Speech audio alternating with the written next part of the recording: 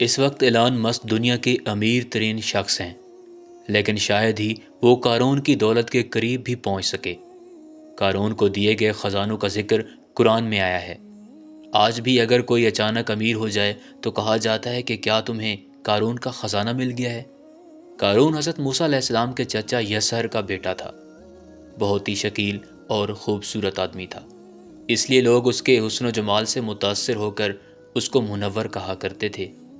اس کے ساتھ ساتھ اس میں یہ بھی کمال تھا کہ وہ بنی اسرائیل میں تورات کا بہت بڑا عالم اور بہت ہی ملنسار با اخلاق انسان تھا، اور لوگ اس کا بہت ہی ادب و احترام کرتے تھے۔ لیکن بے شمار دولت ان کے ہاتھ آتے ہی اسی کے حالات میں ایک دم تغیر پیدا ہو گیا، اور سامری کی طرح منافق ہو کر حضرت موسیٰ علیہ السلام کا بہت بڑا دشمن ہو گیا، اور اعلیٰ درجے کا متکبر اور مغرور ہو گیا۔ جب زکوٰۃ کا حکم نازل ہوا تو اس نے حضرت موسیٰ علیہ السلام کے روبرو یہ عہد کیا کہ وہ اپنے تمام مالوں میں سے 1000واں حصہ زکوٰۃ نکالے گا، مگر جب اس نے مالوں کا حساب لگایا تو ایک بہت بڑی زکوٰۃ کی نکلی۔ یہ دیکھ کر اس پر ایک دم حرص و بخل کا بھوت سوار ہو گیا، اور وہ نہ صرف زکوٰۃ کا منکر ہو گیا بلکہ عام طور پر بنی اسرائیل کو بہکانے لگا کہ حضرت موسیٰ علیہ السلام اس بہانے تمہارے مالوں کو لے لینا چاہتے ہیں۔ یہاں تک کہ حضرت موسیٰ علیہ السلام سے لوگوں کو برگشتہ کرنے کے لیے اس خبیث نے یہ گندی اور گھناؤنی چال چلی کہ ایک عورت کو بہت زیادہ مال و دولت دے کر آمادہ کر لیا کہ وہ آپ پر بدکاری کا الزام لگائے۔ چنانچہ عین اس وقت جب کہ حضرت موسیٰ علیہ السلام واعظ فرما رہے تھے، قارون نے آپ کو ٹوکا کہ فلاں عورت سے آپ نے بدکاری کی ہے۔ حضرت موسیٰ علیہ السلام نے فرمایا کہ اس عورت کو میرے سامنے لاؤ۔ چنانچہ وہ عورت بلائی گئی تو حضرت موسیٰ نے فرمایا کہ اے عورت، اس اللہ کی قسم جس نے بنی اسرائیل کے لیے دریا کو پھاڑ دیا اور عافیت و سلامتی کے ساتھ دریا کے پار کرا کر فرعون سے نجات دی، سچ سچ کہہ دے کہ واقعہ کیا ہے۔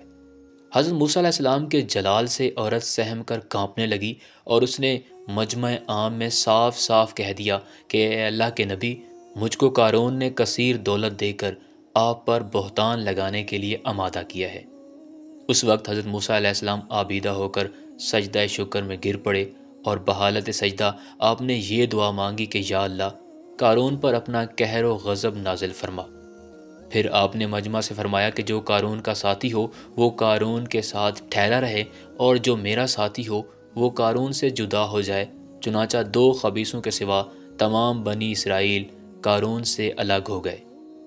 پھر حضرت موسیٰ علیہ السلام نے زمین کو حکم دیا کہ اے زمین، تو اس کو پکڑ لے، تو قارون ایک دم گھٹنوں تک زمین میں دھنس گیا۔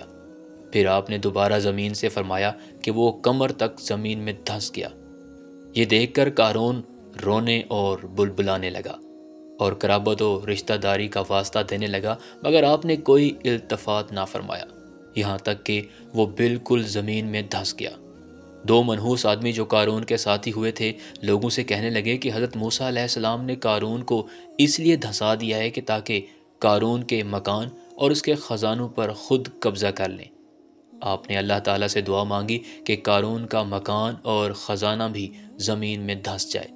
چنانچہ قارون کا مکان جو سونے کا تھا، اس کا سارا خزانہ سبھی زمین میں دھنس گئے۔ قارون کا خزانہ، اس کو قرآن کی زبان سے سنیے۔ اللہ تعالیٰ کا ارشاد ہے کہ ہم نے قارون کو اتنے خزانے دیے کہ ان خزانوں کی کنجیاں ایک مضبوط اور طاقتور جماعت بمشکل اٹھا سکتی تھی۔ قرآن میں ہے ترجمہ: بے شک قارون حضرت موسیٰ علیہ السلام کی قوم میں سے تھا، پھر اس نے ان پر ظلم کیا، اور ہم نے اس کو اتنے خزانے دیے جن کی کنجیاں ایک طاقتور جماعت پر بھاری تھیں۔ حضرت موسیٰ علیہ السلام کی نصیحت۔ حضرت موسیٰ علیہ السلام قارون کو جو نصیحت فرمائی وہ یہ ہے کہ جس کو قرآن مجید نے بیان فرمایا ہے۔ اسی خیرخواہی والی نصیحت کو سن کر قارون حضرت موسیٰ علیہ السلام کا دشمن ہو گیا۔ غور کیجیے کہ کتنی مخلصانہ اور کس قدر پیاری نصیحت ہے جو حضرت موسیٰ علیہ السلام کے ساتھ ساتھ ساری قوم قارون کو سناتی رہی۔ ترجمہ: جب قارون سے اس کی قوم نے کہا کہ اترا کر مت چل، بے شک اللہ اترانے والوں کو پسند نہیں فرماتا، اور جو مال اللہ نے تجھے دیا ہے اس سے آخرت کا گھر طلب کر اور دنیا میں اپنا حصہ نہ بھول، اور احسان کر جیسا کہ اللہ نے تجھ پر احسان فرمایا ہے، اور زمین میں فساد مت تلاش کر۔ قارون نے اپنے مال کے گھمنڈ میں اس مخلصانہ نصیحت کو ٹھکرا دیا اور خوب بن سنور کر تکبر غرور سے اتراتا ہوا قوم کے سامنے آیا اور حضرت موسیٰ علیہ السلام کی بدگوئی اور ایذار ثانی کرنے لگا۔ اس کا نتیجہ کیا ہوا، اس کو قرآن کی زبان سے سنیے۔ ترجمہ: تو ہم نے اس کو اور اس کے گھر کو زمین میں دھسا دیا، اور اس کے پاس کوئی جماعت نہ تھی اللہ کے عذاب سے بچانے میں اس کی مدد کرتی، اور کوئی بدلہ نہ لے سکا۔ یہ عبرت ناک واقعہ ہمیں یہ درس ہدایت دیتا ہے کہ اگر اللہ تعالیٰ مال و دولت عطا فرمائے تو اس فرض کو لازم جانے کہ اپنے اموال کی زکوٰۃ ادا کرتا رہے، اور ہرگز اپنے مال و دولت پر غرور اور گھمنڈ کر کے نہ اترائے، کیونکہ اللہ تعالیٰ ہی دولت دیتا ہے، اور جب وہ چاہتا ہے پل بھر میں دولت چھین بھی لیتا ہے۔ ہر وقت اس کا دھیان رکھتے ہوئے تواضع اور انکساری کی عادت رکھے۔